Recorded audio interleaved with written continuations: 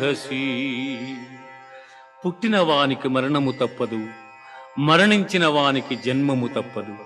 అనివార్యమగు ఈ విషయమును గూర్చి శోకింపతగదు. హతో వా ప్రాప్స్యసి స్వర్గం జిత్వా వా భోక్ష్యసి మహీం.